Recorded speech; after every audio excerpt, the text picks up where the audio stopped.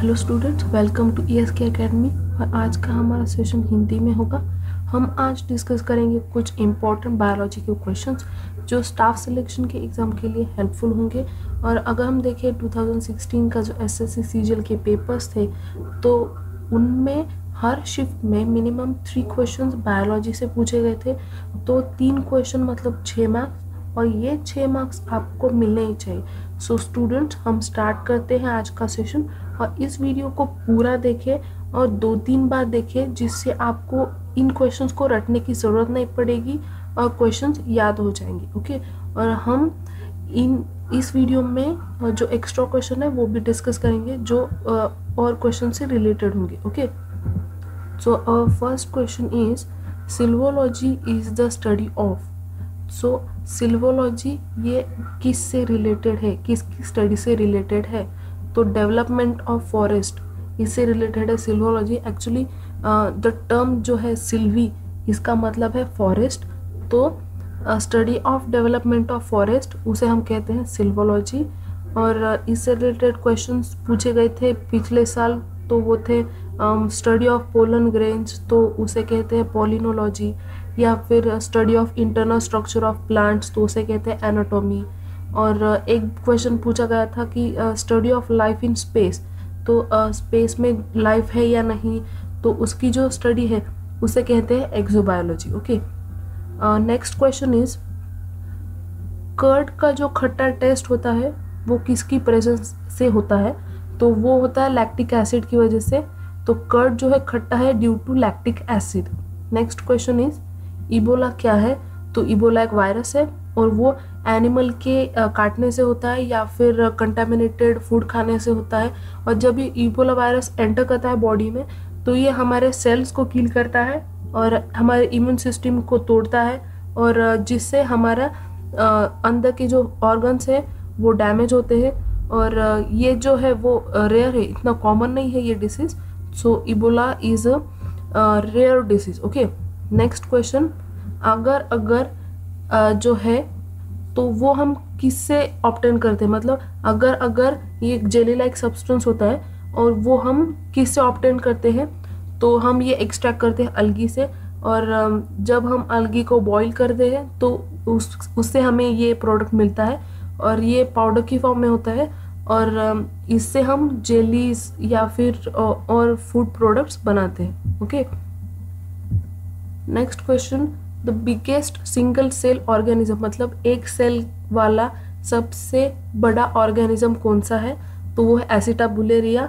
और एसिटाबुलेरिया जो है वो एक ग्रीन अलगी है और ये फाउंड होती है सब ट्रॉपिकल रीजन में। ओके, तो सबसे बड़ी एक सेल वाली ऑर्गेनिज्म कौन है? एसिटाबुलेरिया, और ये एक ग्रीन अलगी है। Okay, next question is question number 6, ऐसा कौन, मतलब ऐसे वायरस का नाम क्या है जो बैक्टीरिया को इन्फेक्ट करता है? मतलब virus that infects bacteria are called as bacteriophages. Okay, bacteria को जो इन्फेक्ट करने वाले वायरस है उनको कहा जाता है बैक्टीरियोफेगस।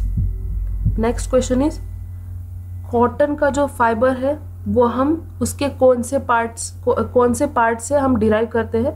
तो हम कॉटन के फ्रूट से फाइबर निकालते हैं। ओके, नेक्स्ट क्वेश्चन, क्लोरोफिल में कौन सा एलिमेंट प्रेजेंट रहता है? तो क्लोरोफिल में मैग्नीशियम प्रेजेंट रहता है।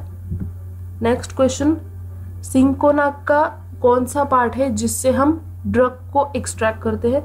तो सिंकोना का बार्क जो है, उसकी लकड़ी जो है, उससे हम ड्रग यील्ड करते हैं। और इससे ये जो ड्रग है तो वो हम मलेरिया को ट्रीट करने में हम इसका यूज़ करते हैं। और इसका जो कंटेंट है क्विनाइन, तो वो बहुत केमिकल यूजफुल है मलेरिया को ट्रीट करने में। Okay, next question is I of potato is, मतलब पोटैटो की जो आँख होती है तो वो कौन सी होती है? तो वो है ऑक्सिलरी बड।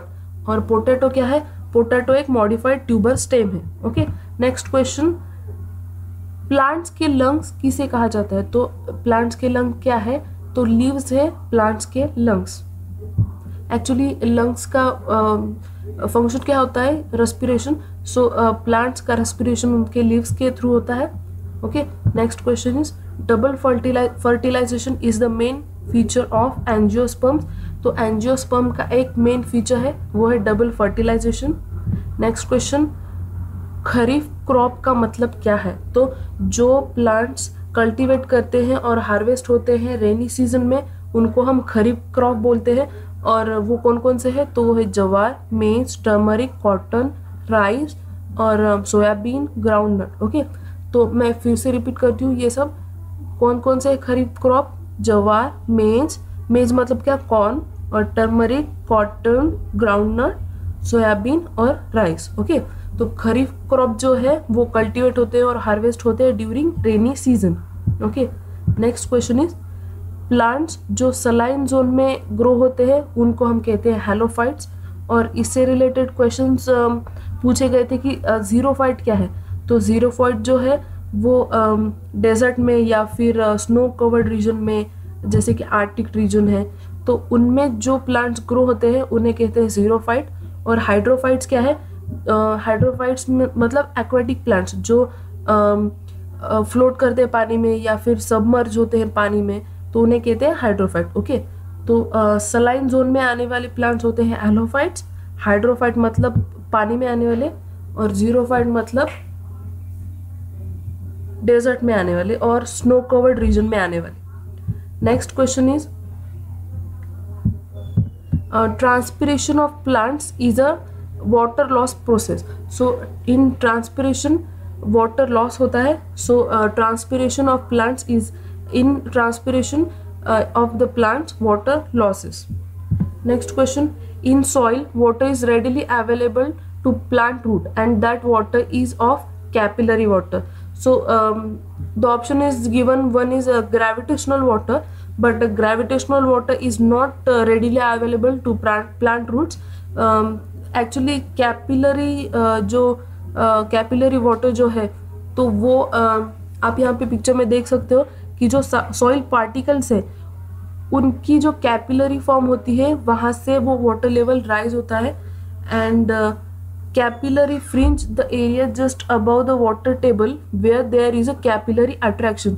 सो इसमें सॉइल के जो पार्टिकल्स है वहाँ पे कैपिलरी अट्रैक्शन की वजह से पानी ऊपर आता है और वो प्लांट्स को रेडिली अवेलेबल होता है। ओके, यहाँ पे जो मूवमेंट होती है वो कैपिलरी मूवमेंट होती है और जो सॉइल ग्रेन्स होते हैं उनके बीच में एक थिन फिल्म होती है, पानी की डेवलप होती है और वो अवेलेबल होता है रेडिली प्लांट्स को। ओके, नेक्स्ट क्वेश्चन, अगर हम वैसलीन अप्लाई करें प्लांट्स के दोनों सरफेस पे, पत्ते के दोनों सरफेस पे, तो कौन सी प्रोसेस अफेक्ट होगी? तो रेस्पिरेशन और ट्रांसपिरेशन दोनों भी चीज़ें अफेक्ट होगी, क्योंकि ट्रांसपिरेशन क्या है कि जब प्लांट्स वाटर लूज करेंगे तो वो किससे करेंगे?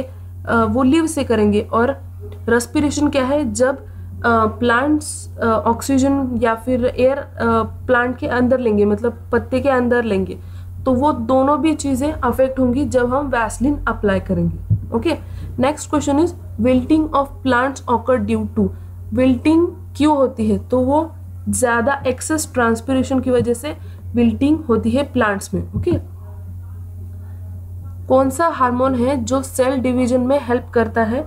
तो वो है साइटोकिन और उसे हम सियाटिन भी बोलते हैं। ओके, सो हार्मोन जो सेल डिवीजन में हेल्प करता है तो वो है साइटोकिन या फिर zeatin. Next question, the instrument by which rate of growth of plant is measured, it is called as auxanometer. It is direct question. Okay, कौन सा इंस्ट्रूमेंट है जो प्लांट की ग्रोथ मेजर करता है? तो वो है ऑक्सैनोमीटर। कोई ड्वार्फ प्लांट है जिसकी हाइट कम है तो उसे हम टॉलर बना सकते हैं जब हम उसे गिबरलिन का इंजेक्शन दें। ओके, गिबरलिन जो है वो प्लांट हार्मोन है और जो रेगुलेट करता है ग्रोथ को और जिसकी वजह से डेवलपमेंट प्रोसेस स्टार्ट होती है। और मतलब डेवलपमेंट प्रोसेस मतलब क्या? उसका स्टेम इलोंगेट होता है और उसकी हाइट इंक्रीज होती है। तो जो छोटे प्लांट्स हैं उनकी हाइट हम बढ़ा सकते हैं by the application of गिबरलिन्स। Okay, next question, the oxygen in photosynthesis is released in the form of. Photosynthesis में ऑक्सीजन कौन से फॉर्म में रिलीज होता है? तो इन वाटर की फॉर्म में, H2O की फॉर्म में वाटर की फॉर्म में ऑक्सीजन जो है वो रिलीज होता है फोटोसिंथेसिस में। ओके, अगला क्वेश्चन है हमारा, लेंथ ऑफ प्लांट्स के लिए कौन से मिनरल्स इसेंशियल होते हैं, मतलब ग्रोथ अगर बढ़नी है प्लांट्स की तो कौन कौन से मिनरल्स इसेंशियल है, तो कैल्शियम, नाइट्रोजन और फॉस्फोरस इसेंशियल है। नेक्स्ट क्वेश्चन, वाटर और मिनरल्स ट्रांसपोर्ट होते हैं प्लांट्स में नीचे से ऊपर या ऊपर से नीचे, तो वो किसकी मदद से होते हैं, तो वो है जाइलम। पिक्चर में जाइलम और फ्लोएम दोनों भी दिखाई दे रहे हैं और both have the same function to transport. Okay, but xylem में क्या होता है, वाटर और मिनरल्स दोनों भी मूव होते हैं और वो भी वन डायरेक्शन, मतलब यूनि डायरेक्शन में मूव होते हैं।